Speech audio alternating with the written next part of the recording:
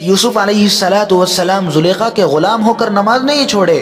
بلال رضی اللہ عنہ کفار مکہ کے غلام تھے، اس حالت میں بھی نماز کو انہوں نے نہیں چھوڑا۔ مالداروں نے اپنی تجارت کو اور اپنے مال کمانے کو، اپنی انکم کو، اپنی ترقی کی فکر میں میرے عزیز دوستوں اتنی مشغولیت بنا لیے کہ یہ لوگ نمازوں کی قدر و قیمت کو گھٹا دیے۔ میرے عزیز دوستوں، ہماری اور آپ کی مالداری کیا سیدنا سلیمان علیہ نبینا علیہ السلام سے زیادہ ہے؟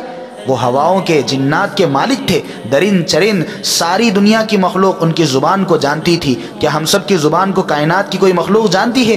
ہم حضرت عثمان غنی رضی اللہ عنہ جن کا لقب ہی غنی ہے، ان سے زیادہ مالدار ہو گئے؟ حضرت عبدالرحمن بن عوف سے زیادہ مالدار ہو گئے؟ ہم اگر اپنے بچوں کو بازار بھیجتے ہیں اور ان کو حکم دیتے ہیں کہ یہ 10 سامان لاؤ، لیکن ساتھ میں اس سامان کو ضرور لانا ہے، تو وہ جیسے ہی وہ بازار سے واپس آ جائے تو ہم اس سے باز پرس کرتے ہیں کہ کیا تم نے وہ سامان لایا جس کے بارے میں ہم نے تم کو ضرور لانے کے لیے کہا ہے؟ میرے عزیز دوستوں، اللہ تبارک و تعالی نے ہم کو دنیا میں بھیجا ہے اور ساتھ ہی ساتھ 70 سے 700 مقامات پر اللہ تبارک و تعالی نے نماز کا ذکر کیا، نماز کی حفاظت کرنے کے لیے کہا، نماز برائی سے روکتی ہے یہ کہا۔ میرے عزیز دوستوں، نمازوں کو وقت پر ادا کرنے کے لیے اللہ نے کہا، لیکن ہم نے نمازوں کو بھلا دیا، ہم نمازوں کو چھوڑ دیے۔ کعبۃ اللہ کا طواف نماز کے لیے رک سکتا ہے تو کیا میرا اور آپ کا کاروبار نماز کے لیے نہیں رک سکتا؟ نماز کے خاطر ہمارا کام کاج بند نہیں ہو سکتا؟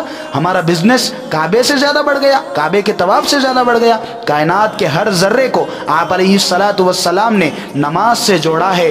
سیدنا سلیمان علیہ نبینا علیہ السلام کے بارے میں قرآن مجید میں اللہ تبارک و تعالی کا ارشاد ہے کہ اذ عرض علیہ بالعشی الصافنات الجیاد۔ ایک دفعہ حضرت سلیمان علیہ السلام اپنے استبل خانے گئے، یعنی جہاں ان کے گھوڑے بندھے ہوئے تھے۔ حضرت سلیمان علیہ السلام بادشاہ تھے، دنیا کی تاریخ کے بہت ہی نرالے یعنی بڑے بادشاہ گزرے۔ اللہ تبارک و تعالی نے ان کو دنیا کی ہر مخلوق پر حکومت عطا کی تھی۔ حضرت سلیمان علیہ السلام کے پاس انتہائی شاندار گھوڑے تھے، ان کے پورے استبل خانے میں ایک سے ایک ہزاروں گھوڑے جو بہت نرالے تھے۔ انہوں نے دنیا بھر سے جنگ کے لیے منگوائے تھے کہ ان کے ذریعے سے وہ دنیا بھر میں جنگ کرے اور اسلامی حکومت کو قائم کرے۔ ایک دفعہ سیدنا سلیمان علیہ السلام اپنے غلاموں سے کہے کہ میرے گھوڑوں کی ایک صف باندھی جائے تاکہ میں گھوڑوں کو دیکھنا چاہتا ہوں، اور سلیمان علیہ السلام اس جگہ یعنی جہاں گھوڑوں کی لائن لگی ہوئی تھی اس لائن میں تشریف لے گئے، اور اتنے شاندار قیمتی گھوڑے بندھے ہوئے تھے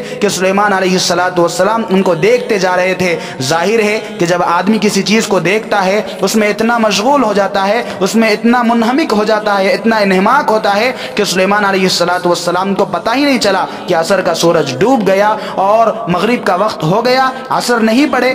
سیدنا سلیمان علیہ السلام نے جب ادھر سے ادھر تک مکمل لائن کو دیکھا، تب آپ کام سے فارغ ہوئے، آپ کو پتا چلا کہ سورج ڈوب گیا، اور سیدنا سلیمان علیہ السلام کی شریعت میں عصر کی نماز پڑھی جاتی تھی اور عصر کی نماز کا وقت ہو چکا تھا۔ اتنے غمزدہ ہوئے کہ مفتی تقی عثمانی صاحب 23ویں پارے کی اس آیت اذ عرض علیہ بالعشی الصافنات الجیاد کی تفسیر میں لکھتے ہیں کہ سیدنا سلیمان علیہ السلام پہلے نماز ادا کیے اور اس کے بعد تلوار لے کر سارے گھوڑوں کو ذبح کر دیا اور فرمایا یہی مال ہے جس کی وجہ سے میری نماز قضا ہو گئی، میری نماز چھوٹ گئی، اس مال کی محبت میں میری نماز چھوٹ گئی، اب یہ مال مجھے گوارا نہیں۔ سیدنا سلیمان علیہ السلام نے اس عمل کے ذریعے سے ہم سب کو یہ پیغام، یہ میسج دیے کہ ایک نماز کی قیمت کیا ہے، ایک نماز کی محبت کتنی ہونی چاہیے۔ لیکن میرے عزیز دوستوں، ہم چھوٹے چھوٹے کاروبار، چھوٹے چھوٹے بہانے کے ذریعے سے نمازوں کو چھوڑ دیتے ہیں اور احساس تک نہیں ہوتا۔ لکھنے والوں نے لکھا جنتی جنت میں پہنچ جائیں گے، دوزخی دوزخ میں پہنچ جائیں گے، اور جنتی دوزخیوں سے یعنی جو مجرم لوگ ہوں گے ان سے پوچھیں گے تم کو کس چیز نے کہ ما سلککم فی سقر، تو تم کو کس چیز نے جنت سے روک رکھا ہے؟ تو جواب آئے گا ہم نمازی نہیں تھے۔ کسی اللہ والے کا قول ہے مجھے جنت سے زیادہ عزیز نماز ہے، کیونکہ نماز میری رضا ہے، اور میرے عزیز دوستوں جنت میں جانا اس اللہ والے کی رضا تھی اور نماز اللہ رب العزت کی رضا ہے۔ ہم اپنی روٹنگ والی زندگی کو بدلیں، درست کریں، نماز کی اہمیت کو سیدنا سلیمان علیہ السلام کے اس واقعے کے ذریعے سے جانیں۔ اگر نماز کو زندگی میں نہیں نہیں رکھیں گے تو جناب رسول اللہ صلی اللہ علیہ وسلم ایسے نبی ہیں کہ اسی امت کے لیے پتھر کھانا گوارا کیے، اس امت کو میرے عزیز دوستوں راستے پہ لانے کے لیے ہر چیز کو گوارا کیا، لیکن جب نماز کا وقت آیا تو آقا کا فرمان ہے من ترک الصلاۃ متعمدا فقد کفر، جس نے جان بوجھ کر نماز چھوڑا گویا اس نے کفر کو اختیار کر لیا۔ اللہ تبارک